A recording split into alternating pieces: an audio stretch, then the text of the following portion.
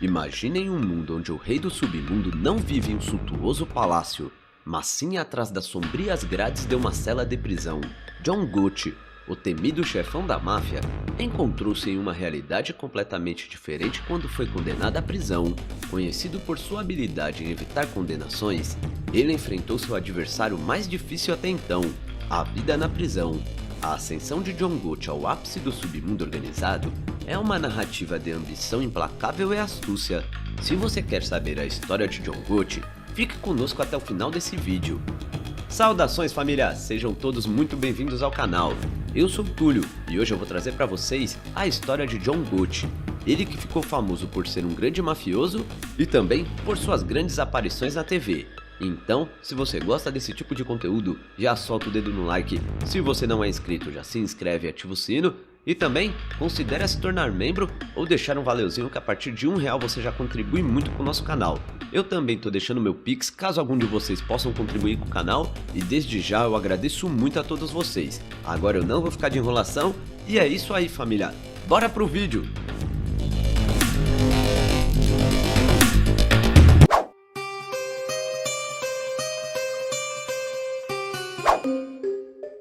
Nascido no Bronx, em Nova York, Gotti foi atraído para o submundo desde jovem. Subindo nas fileiras da família mafiosa Gambino, ele tornou-se conhecido por sua ousadia e mente estratégica. Seu momento decisivo ocorreu em 1985, quando organizou a queda de Paul Castellano, até então chefe da família mafiosa Gambino, do lado de fora de uma churrascaria em Manhattan. Esse movimento audacioso, executado com precisão e audácia, catapultou Gotti ao topo da hierarquia da máfia como novo chefe. Ele comandava respeito e medo, exercendo seu poder com mãos de ferro. Sua liderança marcou uma nova era na máfia, caracterizado por atos de alto perfil e desrespeito flagrante pela lei. A celebridade infame de Gotti disparou quando ele se transformou em uma figura pública como nenhum outro chefe da máfia antes visto. Ele abraçou todos os holofotes. Era frequentemente visto em ternos caros e visitando estabelecimentos de alto padrão, o que lhe rendeu o apelido de Dom Elegante. Seu estilo de vida extravagante e personalidade carismática cativaram a mídia, tornando-o uma celebridade no submundo e além. Gotti apreciava essa atenção, algo inédito para um chefe da máfia. Sua persona pública contrastava nitidamente com a natureza secreta tradicionalmente associada aos líderes da máfia organizada. No entanto, essa notoriedade veio a um custo. Ele tornou-se um alvo principal para as forças da lei, que estavam ansiosas para derrubar o símbolo mais visível da máfia organizada. No entanto, por um tempo, Gotti parecia intocável, escapando das repercussões legais e vivendo uma vida que borrava as linhas entre um mestre mafioso e uma celebridade. A habilidade de John Gotti de evitar condenações tornou-se uma lenda, rendendo-lhe o apelido de Dom Teflon.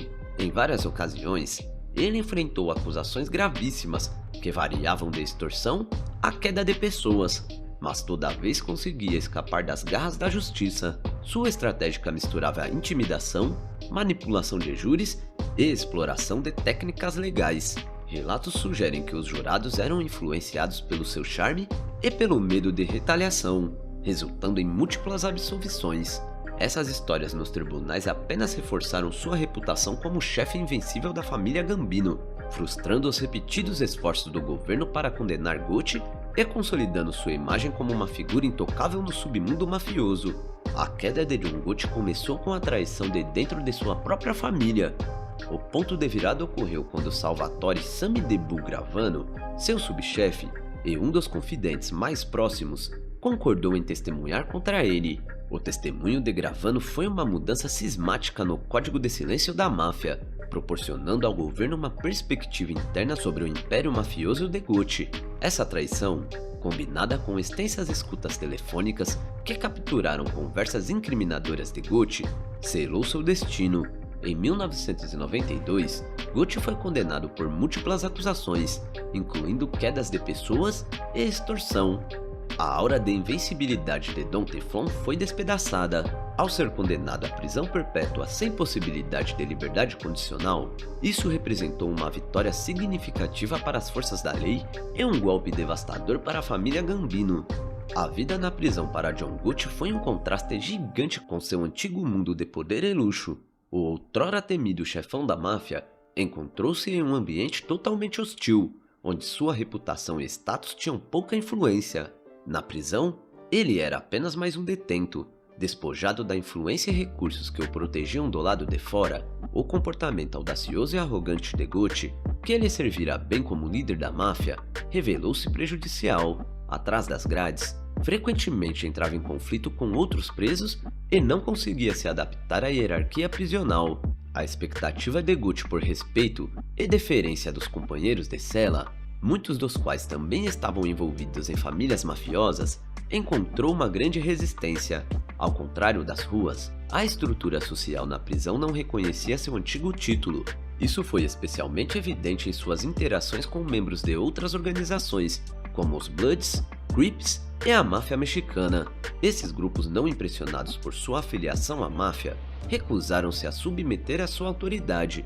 Essa resistência foi um golpe severo no ego e no senso de controle de Gucci. A tensão atingiu o ápice em 1996, quando Gucci fez um comentário racial diante de Walter Johnson, um detento negro. Johnson respondeu atacando Gucci loucamente, deixando-o golpeado e muito humilhado.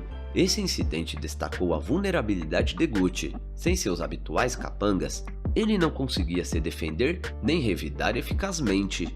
Em uma medida desesperada, Gucci recorreu à Irmandade Ariana em busca de proteção e para orquestrar um ataque contra Johnson.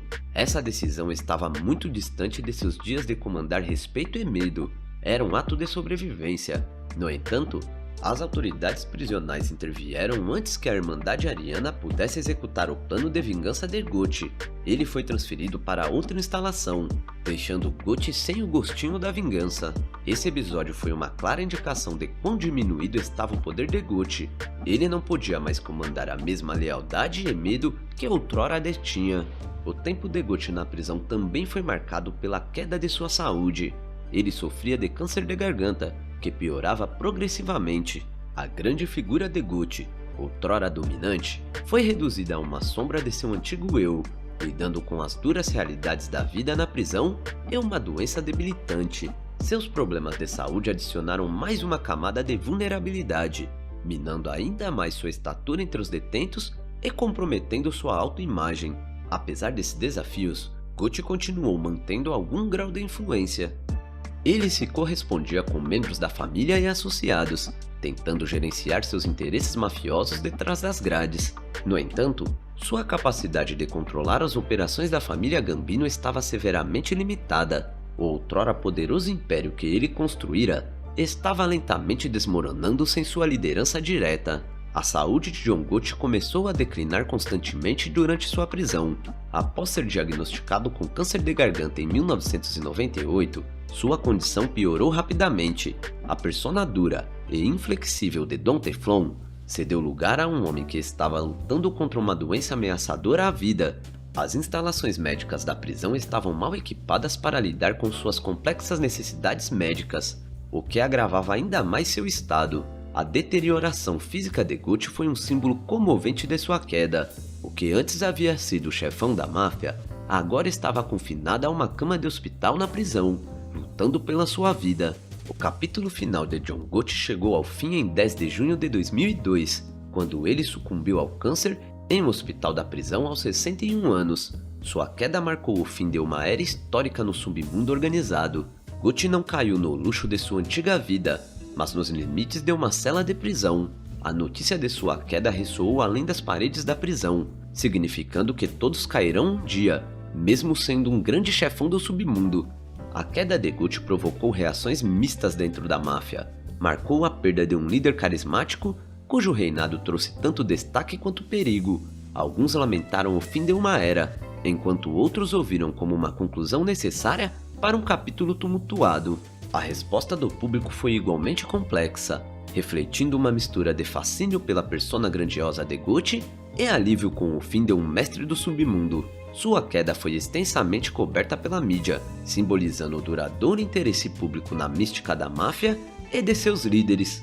O apetite insaciável de John Gucci por publicidade e atenção contribuiu significativamente para seu declínio. Seu estilo de vida extravagante e a exposição constante na mídia trouxeram uma grande mídia sem precedentes alla Cosa Nostra, tornando-a um alvo principal das forças da lei. A persona de Gucci de alto perfil e as batalhas legais subsequentes expuseram os meandros internos da máfia, fornecendo insights valiosos para os investigadores. Essa exposição desempenhou um papel crucial na desmantelação das operações secretas da organização, à medida que as agências de aplicação da lei intensificaram seus esforços, utilizando técnicas avançadas de vigilância e alavancando informantes. O domínio da máfia começou a enfraquecer. Os códigos tradicionais de silêncio e lealdade se perderam, levando a mais deserções e testemunhos contra colegas mafiosos. Essa mudança marcou um ponto de virada na batalha contra a máfia. A decepção que se seguiu a John Gucci simbolizou um declínio mais amplo no poder e na influência da máfia. A organização que uma vez comandava medo e respeito foi gradualmente reduzida a uma sombra de seu antigo eu. O sucesso das forças da lei em penetrar o véu antes impenetrável da máfia resultou em prisões e condenações significativas, interrompendo suas operações. Por fim, o legado de John Gucci é uma narrativa complexa de ascensão e queda. Ele surgiu como o emblema de uma era dourada da máfia. No entanto, paradoxalmente, suas próprias ações deram início ao seu desenrolar. O arco de sua vida reflete a própria jornada da máfia, desde as alturas vertiginosas do poder até uma inevitável descida para a confusão e declínio.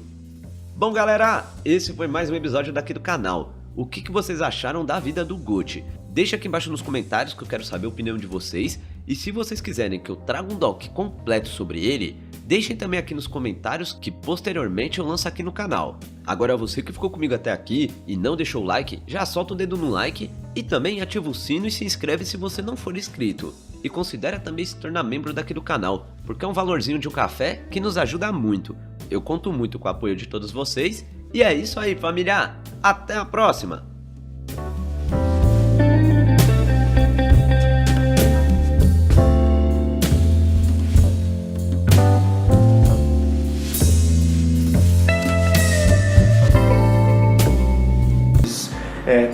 Não vai saber lidar com situações complexas que a vida o tempo inteiro nos coloca, não importa onde você esteja.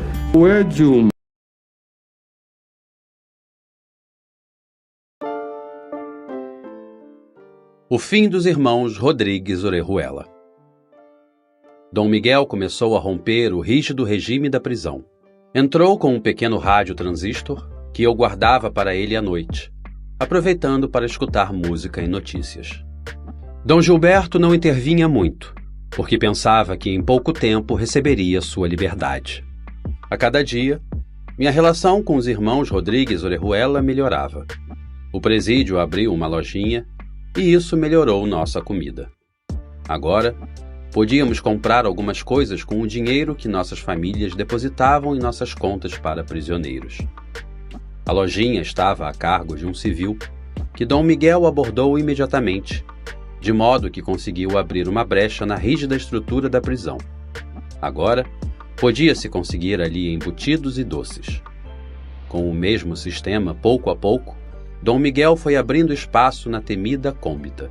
Mas devíamos enfrentar ainda outra batalha: a visita. Esta, a princípio, era alternada, homens em um fim de semana e mulheres no seguinte, por um período de 4 horas. E a visita íntima era a cada 45 dias por 1 hora. Os Rodrigues estavam acostumados a receber suas visitas todos os dias, das 7 da manhã até 8 ou 9 da noite, tempo no qual suas mulheres, esposas, namoradas, filhas e irmãs entravam como princesas, sem sequer serem tocadas ou revistadas. Mas o novo IMPEC tinha normas.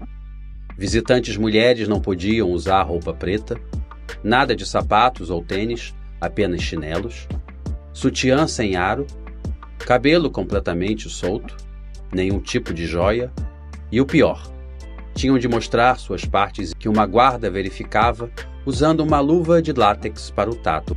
Além disso, o pátio de visitas ficava longe das torres.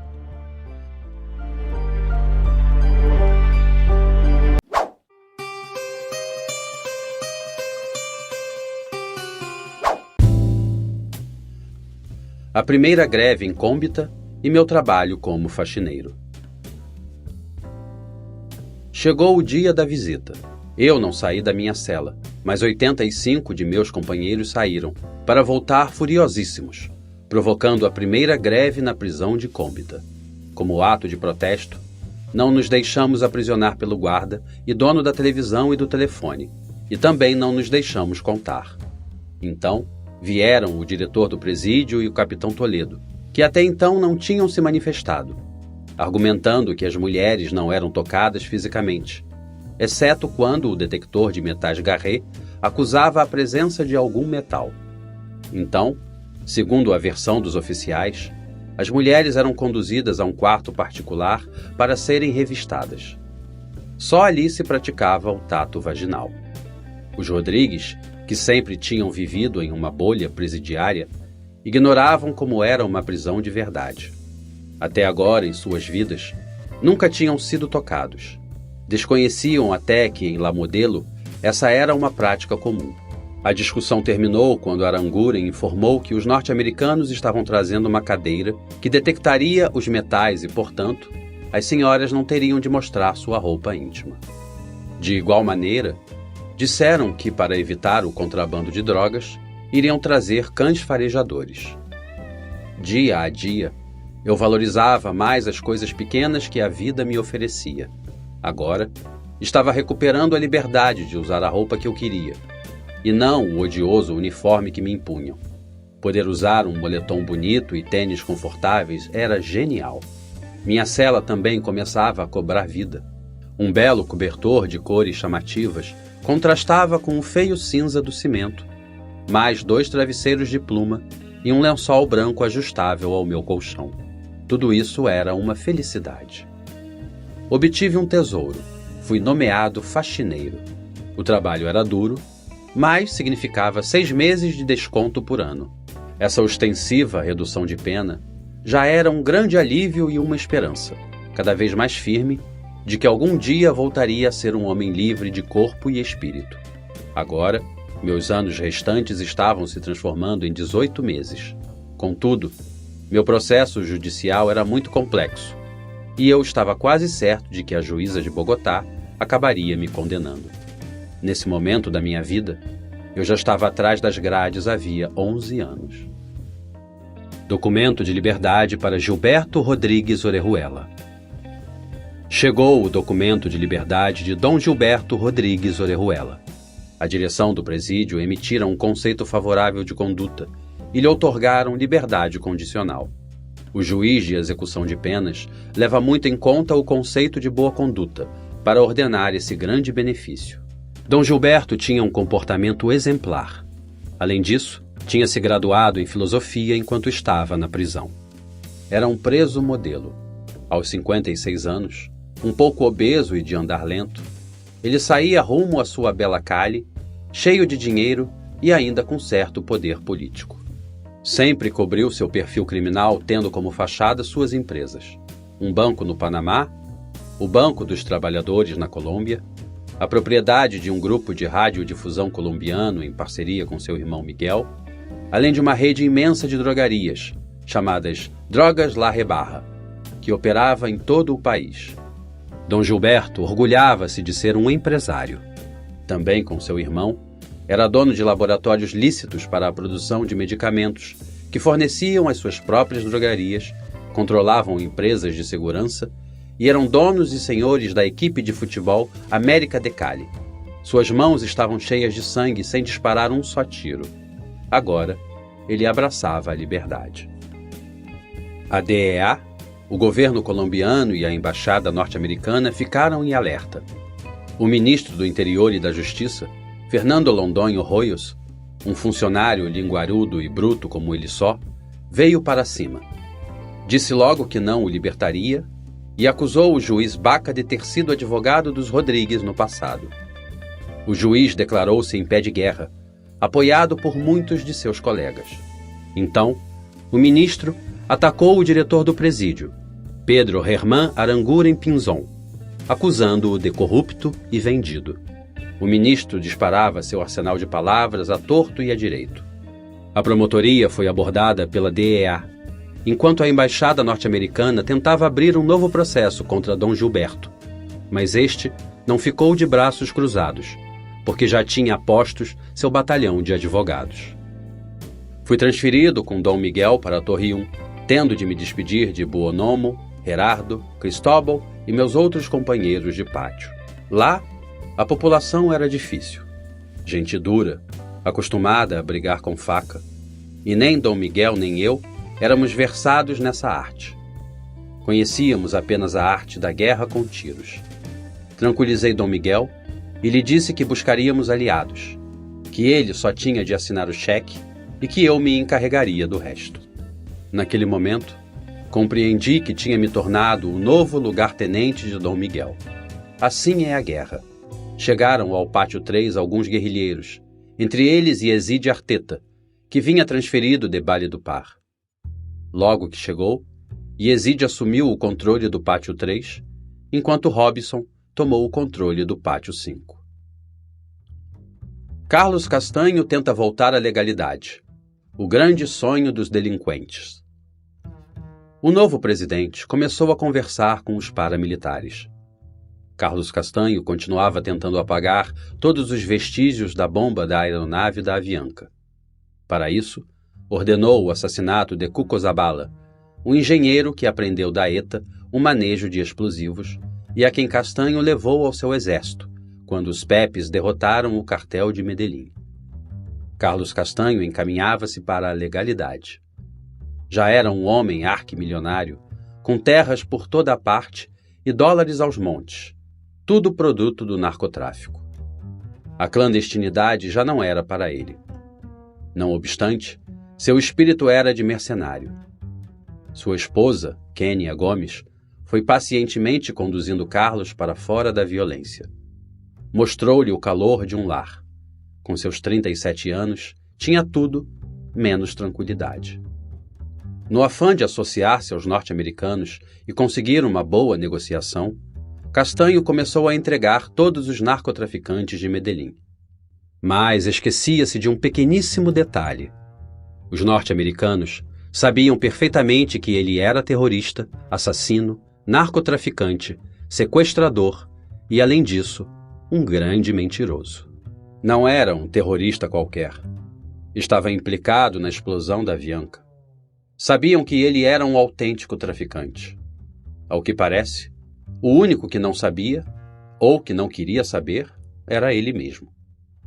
Aferrou-se desesperadamente à DEA, buscando uma saída para si. As negociações iam muito bem, bem demais, mas havia algo a se considerar: a extradição. O único guerreiro que conseguiu derrubá-la estava morto e bem morto, e Carlos Castanho Gil tinha ajudado a matá-lo. O destino final dos Rodrigues Orejuela, a extradição. Dom Miguel sentia-se confortável no pavilhão.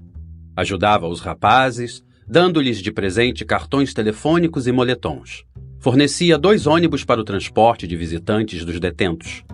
Abriu uma lojinha para todos, conciliava os companheiros quando havia diferenças entre eles, ou, em última instância, fazia o conflitante ir para outro pátio. Criou normas de convivência e, com sua equipe de advogados, prestava assessoria jurídica aos rapazes. A limpeza do banheiro estava em ordem, e até organizamos um desarmamento de punhais e os entregamos à guarda. Tudo era harmonia. Na rotina diária, o mesmo de sempre. Nós nos exercitávamos juntos, caminhávamos em torno de 1 hora a passos largos. O vaidoso velho passava bronzeador e deitava-se no pátio, sobre uma toalha, para tomar sol. Como era hipocondríaco, tomava vários comprimidos. Um para lidar com o estresse, porque ele tinha muita dor de cabeça, outro para dormir, mais outro para o caso de haver um princípio de gripe, vitaminas a toda hora, e, além disso, limpava muito bem o telefone antes de usá-lo, para evitar alguma infecção.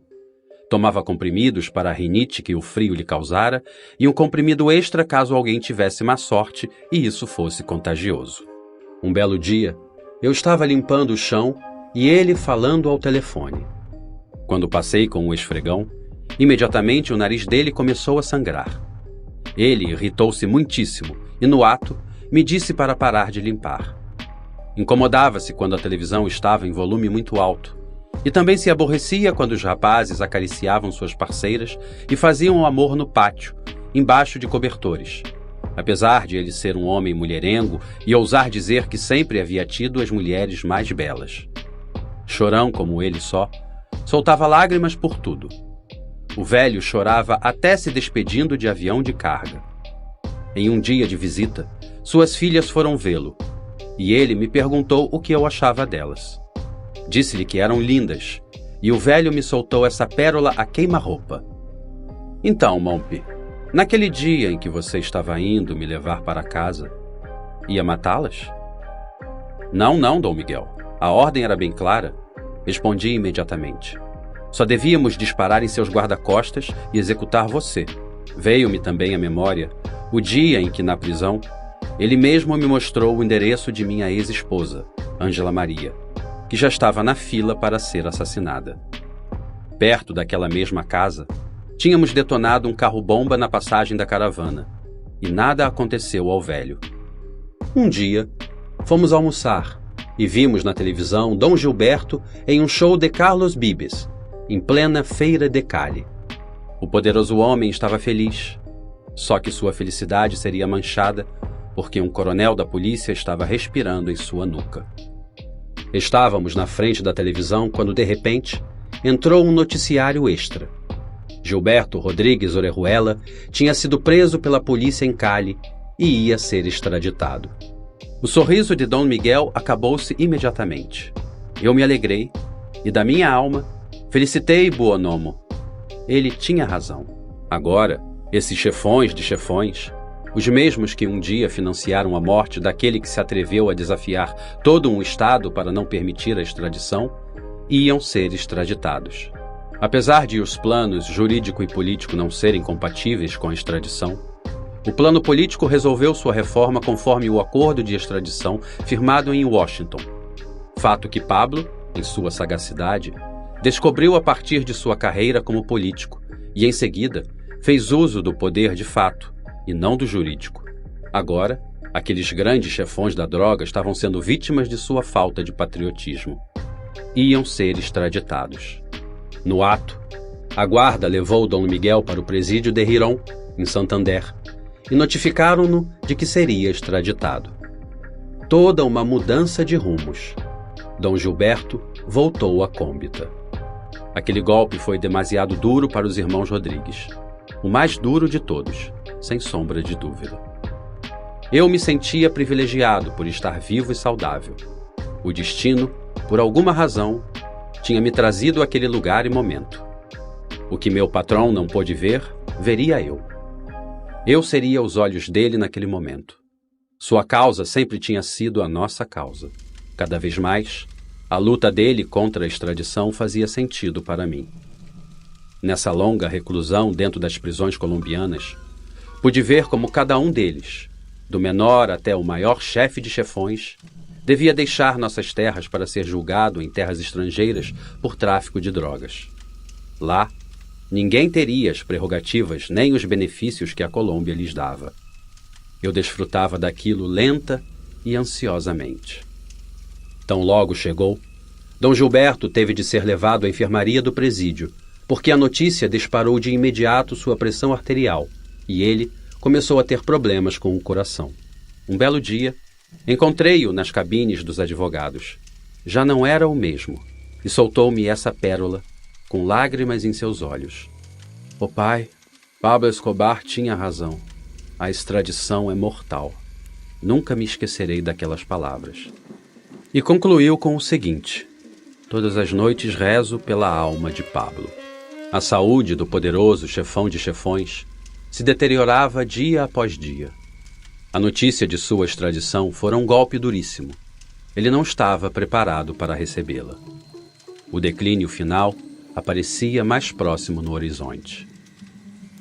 Os irmãos Rodrigues Orejuela, diante da iminente extradição, tinham de mostrar toda a sua capacidade estratégica. Lá se veria quão bom jogador era Dom Gilberto, o enxadrista, como alguns o chamavam. Começaram a organizar suas fichas para desferir um golpe de mestre no inimigo. Buscavam novamente a liberdade e ainda tinham o apoio de vários congressistas corruptos. Buscavam diminuição de penas para todos os presos.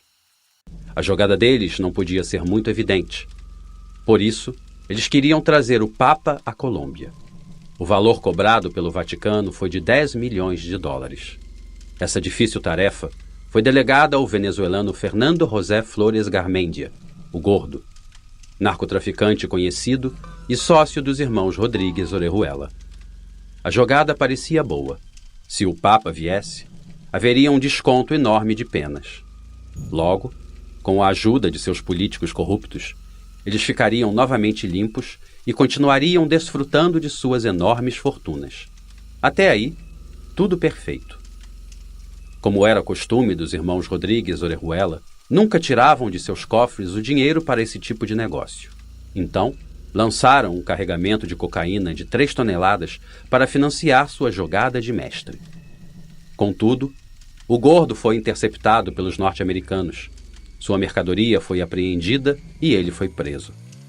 De início, o traficante foi enviado ao presídio Modelo, ao pavilhão de alta segurança. Mas ele não resistiu à pressão e começou a delatar os Rodríguez Orejuela.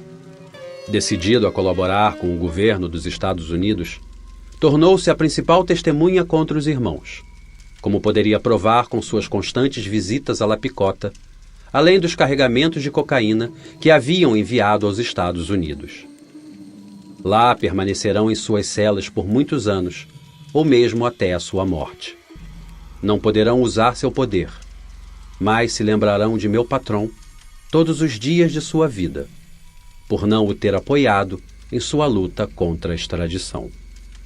Agora, vão compreender por que é melhor um túmulo na Colômbia a uma prisão nos Estados Unidos da América. Isso aconteceu com eles por serem traidores da pátria.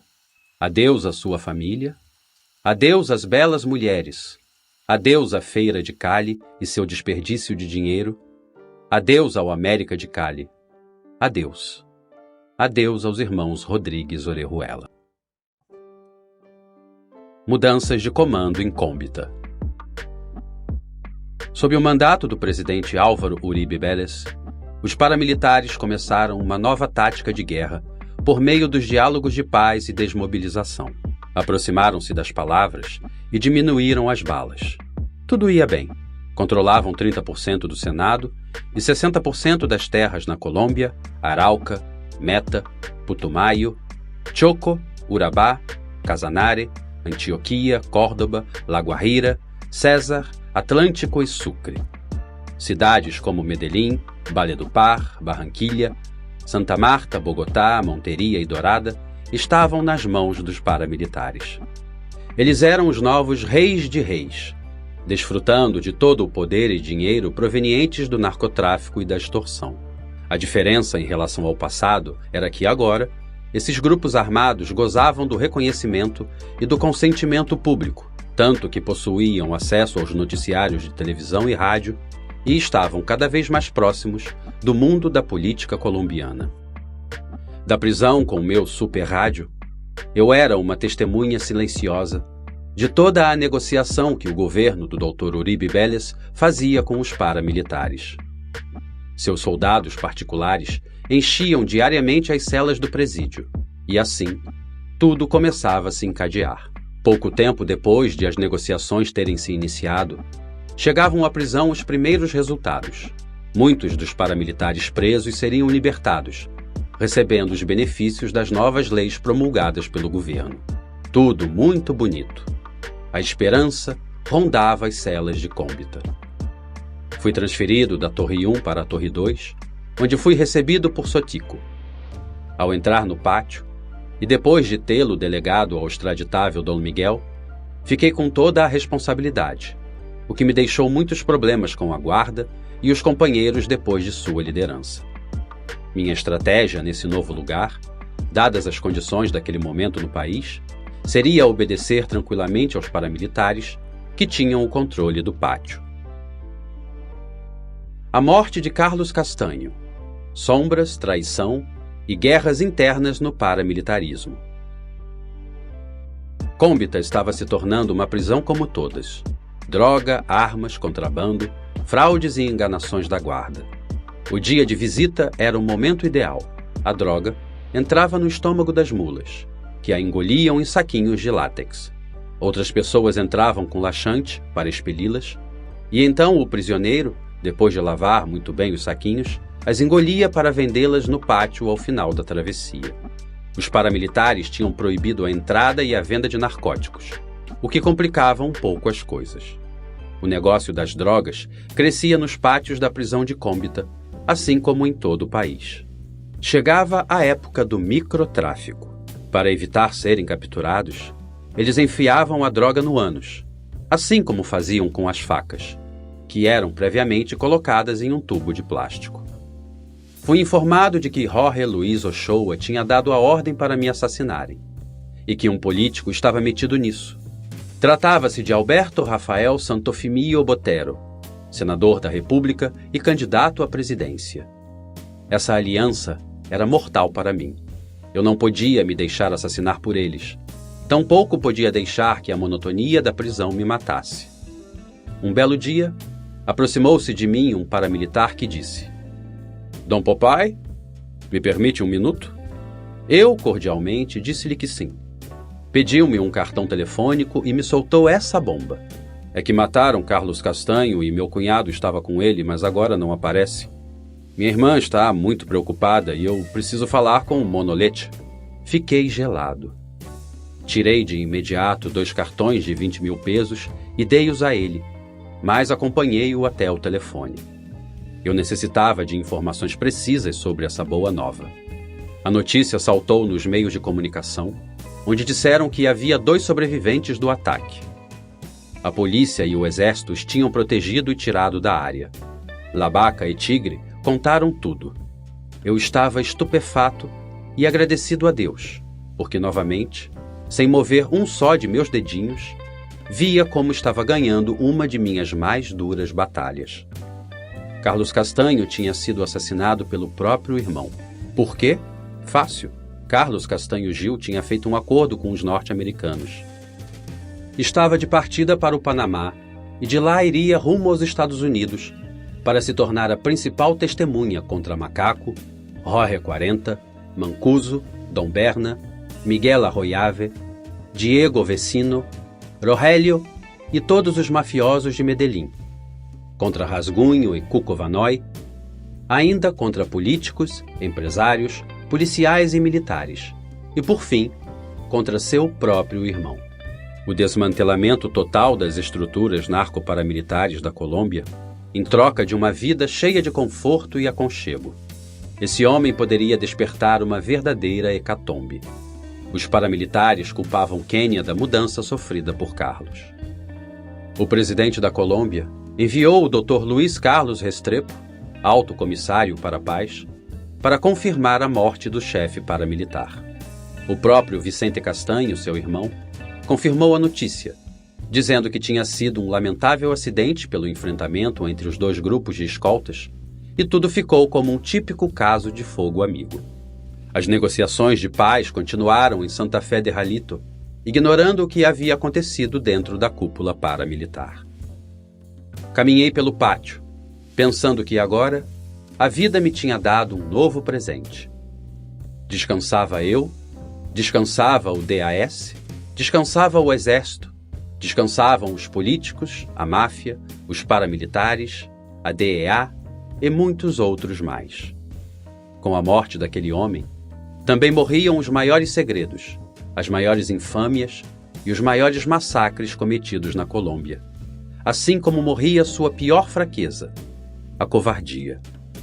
Entre seus maiores magnicídios estavam o do Dr. Álvaro Gomes Hurtado, os vínculos que estabeleceu com o DAS para o assassinato do Dr. Luiz Carlos Galán, a explosão da aeronave da Avianca, o assassinato de muitos líderes de esquerda, como os doutores Bernardo Jaramillo, Carlos Pizarro Leão Gomes, Jaime Pardo Leal e José Antequera, a tentativa de assassinato do presidente da Colômbia, Ernesto Samper Pizano, mais o dos dirigentes do partido político União Patriótica.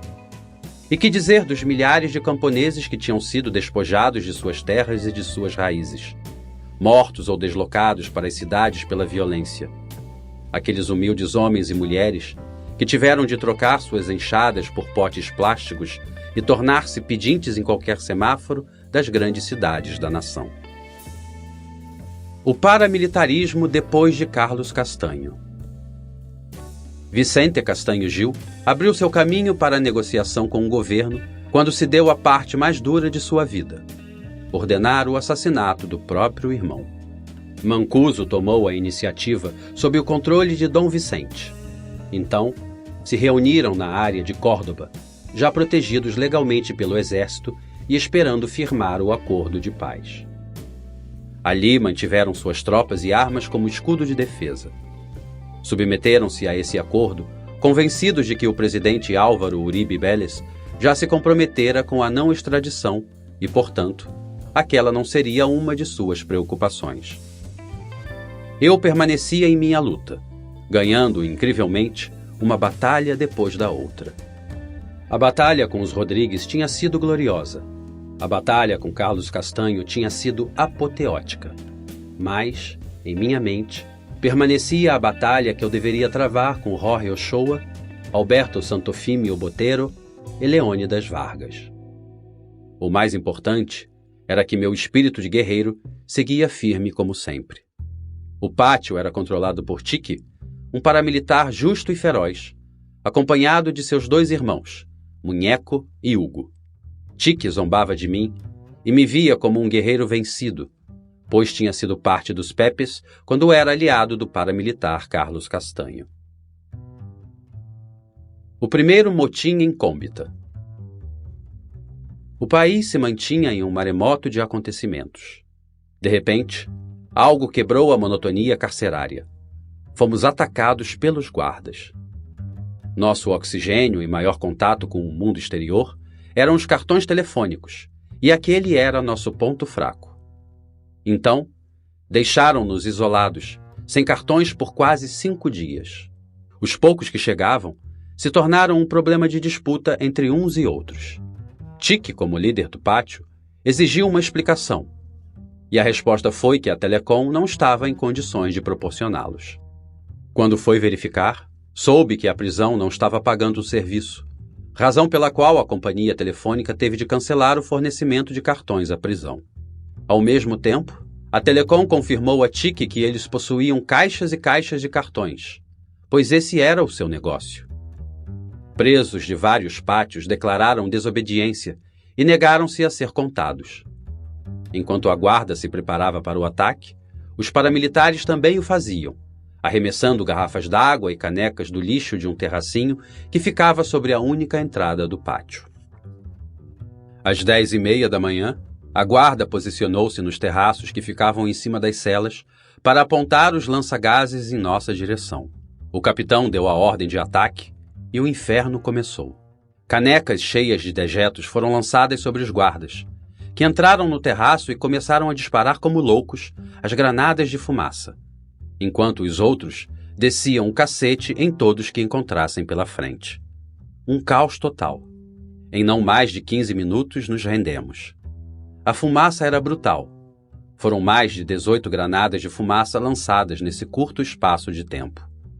Muitos de meus companheiros desmaiaram, enquanto eu aplicava a técnica de respirar muito devagar para não tragar tanto gás. O saldo final do espancamento foi 52 prisioneiros e 3 guardas feridos.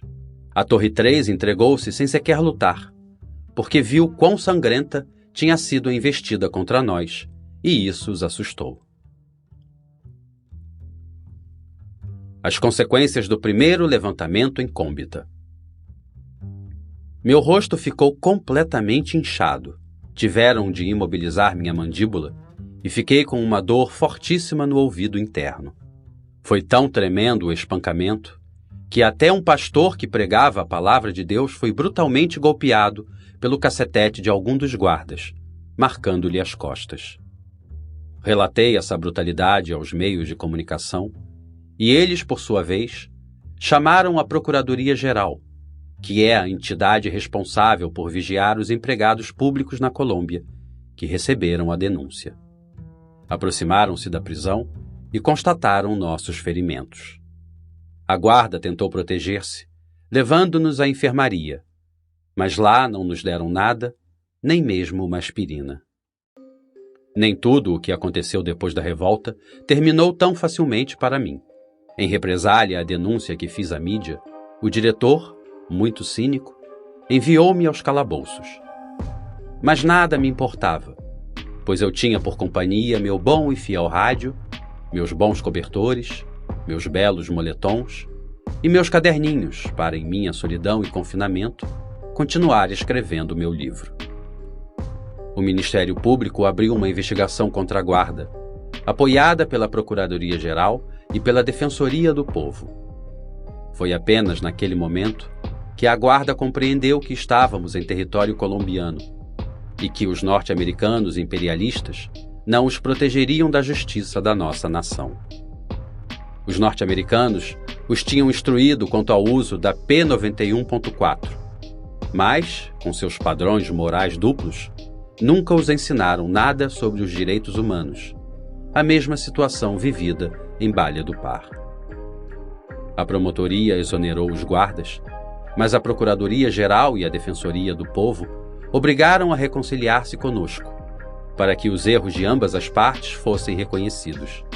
Então, Cómbita iniciou uma nova etapa, sem escorpiões, sem molhar os presos e seus míseros pertences, e sem surras injustificadas, tendo como regra principal o diálogo entre as partes. A desmobilização paramilitar e os planos secretos do governo e da DEA. O país já estava polarizado pela negociação dos paramilitares, alguns estando a favor e muitos contra. Enquanto no Congresso se assinava a Lei de Justiça e Paz, os acordos sustentavam que os paramilitares não teriam de cumprir mais de 8 anos de cárcere e que deveriam compensar suas vítimas. A parte mais complexa da lei era que eles deviam dizer logo toda a verdade sobre suas ações. Seu porta-voz político, Ernesto Baez, gritava aos 4 ventos, em inflamados e eufóricos discursos, que eles não cumpririam nem um único dia de cárcere. Eu, à distância, apenas me perguntava, e quanto à extradição? A entrega de armas foi um total desperdício de poder. Esse grande circo era acompanhado pelos meios de comunicação, que cobriam a função central como parte do sistema midiático característico do governo do momento. Fuzis de todo o tipo, pistolas, revólveres, granadas de mão, munição abundante, metralhadoras M60, lança-granadas e helicópteros. Um imenso arsenal, próprio de uma guerra civil nunca declarada. Os governos colombiano e norte-americano, juntamente com a DEA, ganhavam o primeiro round. Pretendia-se mostrar para o mundo que a negociação era séria. Os paramilitares moviam-se por todo o país, escoltados por funcionários e caminhões do governo colombiano. Entretanto, a DEA, que continuava vigiando cada um de seus movimentos, estava vendo como aqueles que agora se diziam grandes salvadores da pátria deslocavam-se a diferentes centros comerciais e grandes restaurantes, onde iam deleitar seu requintado paladar e fazer uso de suas grandes contas bancárias. Os chefes paramilitares, literalmente, evitavam o contato com a sociedade.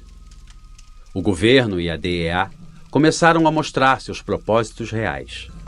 Reuniram-se com os paramilitares em uma grande vila para discutir o futuro desses grupos armados irregulares e seus homens. Os paramilitares estavam pensando em se tornar um importante partido político e assim conseguir posições no Senado. Eu escutava e continuava me perguntando: e quanto à extradição? Esse assunto permanecia no ar. Dom Vicente Castanho não compareceu à reunião marcada pelo governo. Surpreendentemente, os chefes paramilitares foram cercados por um enorme grupo de policiais e enviados a uma prisão em La Serra, na Antioquia. Tiveram seu primeiro susto. Não obstante, continuavam confiantes, porque naquela prisão contavam com um regime especial. rodeados de boa comida, telefones, televisões, visita diária, tudo excelente. Ali, sentiam que ainda estavam no poder. Rodrigo Granda, um inimigo da Colômbia, em Cúmbita. Em meio a todos esses movimentos, a administração do presídio de Cúmbita descobriu um plano para me assassinar, juntamente com Carlos Alberto Oviedo Alfaro, ex-congressista, advogado de Pátio Herrera e amigo pessoal de Pablo Escobar. O presídio tomou medidas imediatas e tirou-nos da torre no ato. Fui levado ao pavilhão de recepções, o mesmo lugar em que pisei pela primeira vez quando vinha transferido do presídio Modelo de Bogotá, e para onde eram levados os prisioneiros que necessitavam de maior segurança. Como um bom sinal, fui levado para a cela 1, onde também tinha passado minha primeira noite em Cúmbita, mas me trataram extremamente mal. Como consequência e parte da operação midiática, começou a se espalhar o comentário de que Popeye tinha se tornado dedo duro. No pavilhão de recepções, encontrava-se Rodrigo Granda Escobar, conhecido como o chanceler das Farc. Aquele homem era realmente desprezível. O ódio exalava por cada poro de sua pele. Granda amava Cuba com toda sua alma e detestava ter nascido na Colômbia. E, de igual forma, mostrava um ódio visceral por suas instituições. O chanceler das Farc rejeitou sumariamente a minha chegada ao recinto, como também o fez Julio López López, vulgo Orritos, que era lugartenente de Varela. Granda já sabia que eu tinha falado da relação dos irmãos Castro com Pablo Escobar e de como aqueles poderosos cubanos de esquerda traficavam narcóticos. Naquele momento, o pavilhão de recepções também abriu as portas para um novo e importante hóspede. O comandante guerrilheiro do Bloco Caribe, senhor Juvenal Obidio Ricardo Palmeira, vulgo Simão Trinidad. Esse reconhecido personagem ocupou a cela 6, enquanto Rodrigo Granda ocupava a 12. Quando já estavam a ponto de ser extraditados, foram confinados em reclusão total. Nas manhãs, saudavam-se aos gritos. "Quem vive?" gritava Granda, ao que Simão Trinidad respondia: "Simão Bolívar, camarada." Em suas conversas, Granda era alegre, zombando da desgraça dos norte-americanos com o atentado de 11 de setembro de 2001. Todas as manhãs, gritava a plenos pulmões: "Caíram as grandes!", fazendo referência às Torres Gêmeas, e soltava uma grande gargalhada. Também caçoava do presidente Álvaro Uribe Vélez, quando dizia que a cobra estava viva. Granda cometeu um erro crasso ao desafiar a doutora Imelda, a dama de ferro e diretora de Cúmbita.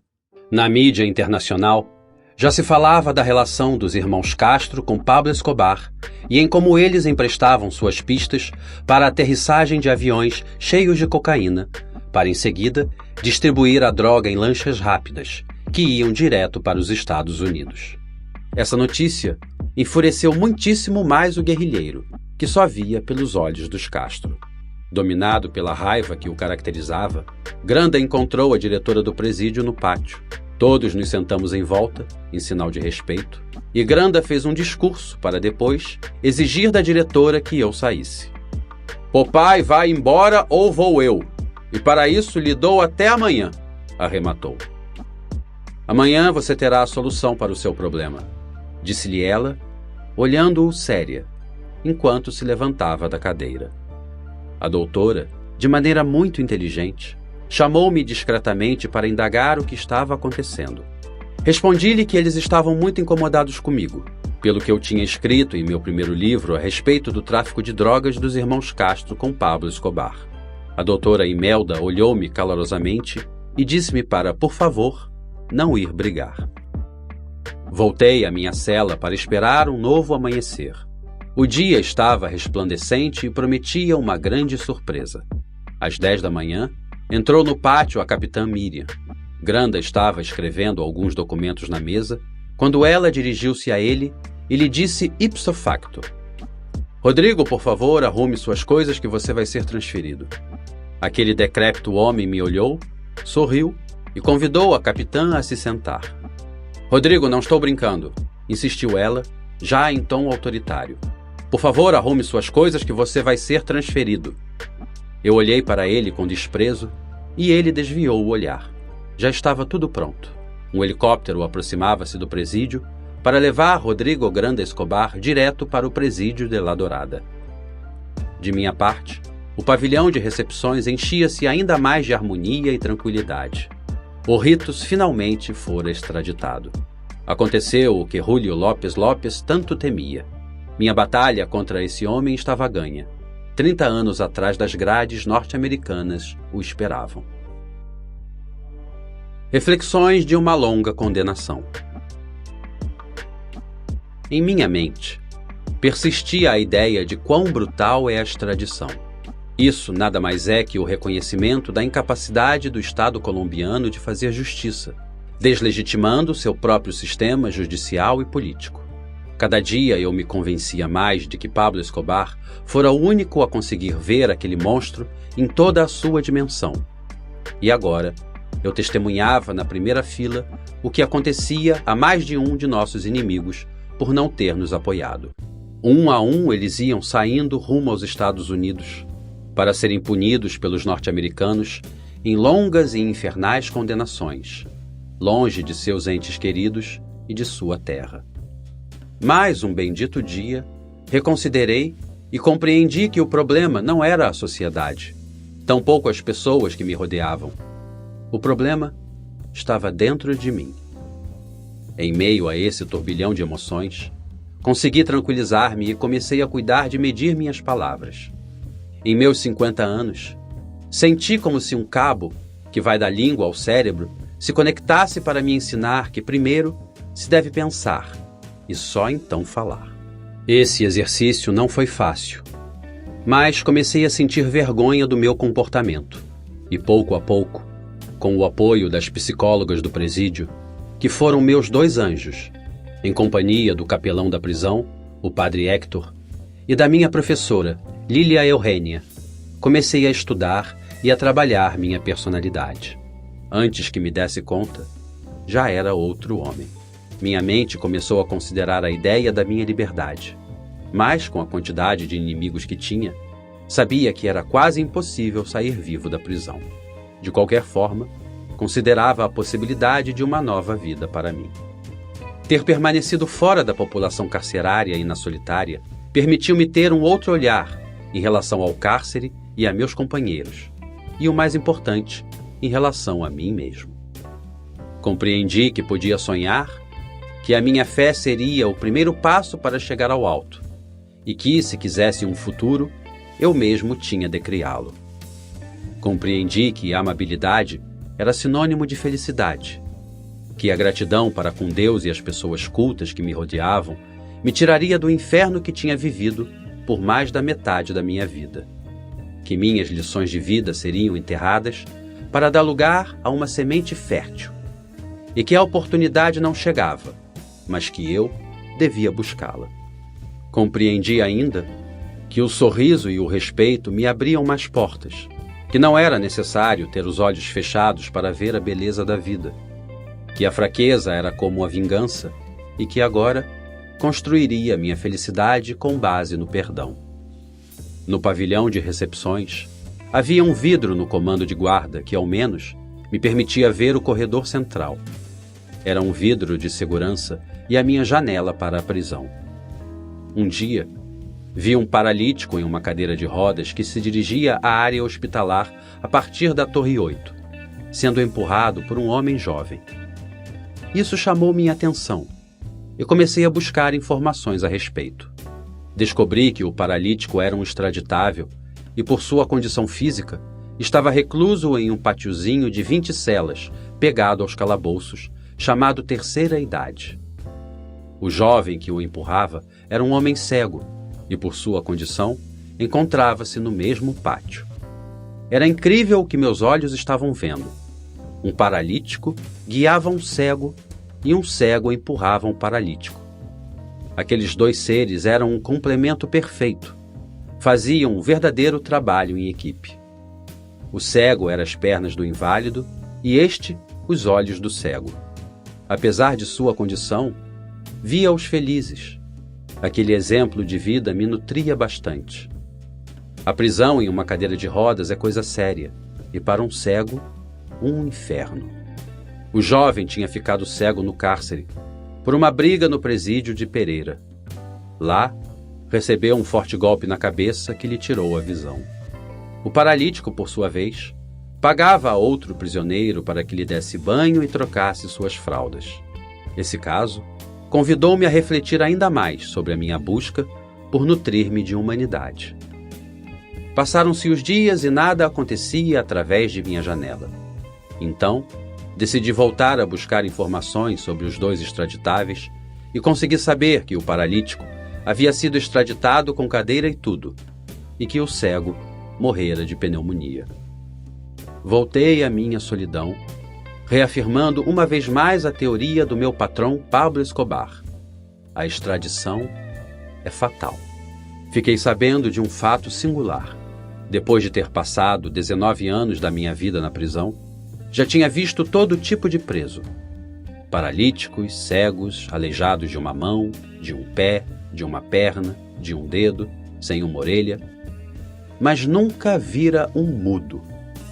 Então, compreendi que a língua é o que mete as pessoas em problemas. Todos os dias aprendia um pouco mais e continuava com minha terapia para medir minhas palavras. Nessa época, entendi também que uma palavra ofensiva podia ser mais danosa que um golpe, por mais forte que fosse. Soube que a palavra tem poder e que para cultivar meu espírito eu devia aprender a arte do silêncio. Um dia, peguei meu belo rádio e escutei forte e claramente uma notícia bombástica, espetacular e incrível. O narcotraficante colombiano Leônidas Vargas tinha sido assassinado no hospital 12 de Outubro, em Madrid, na Espanha. Que alívio! Na máfia, esperava-se que esse homem morresse de infarto, mas o velho era forte. Alimentava-se com carne de macaco, serpente, paca, tatu e de todos os animais selvagens de seu amado departamento de Caquetá. Leônidas Vargas, que com pouco estudo e sendo açougueiro de profissão, chegou a estar entre os chefões dos chefões e tinha sido sócio e amigo pessoal de Pablo Escobar Gaviria e Gonzalo Rodríguez Gacha. Esse homem conhecia muito bem as selvas da sua região e, por isso, lá conseguiram montar grandes laboratórios para o processamento de cocaína. Tudo isso era um sinal de que o caminho para a minha liberdade estava sendo aberto por Deus, para me dar uma segunda oportunidade, me tirar daquele deserto cheio de espinhos e levar-me à glória, como fez um dia com Noé.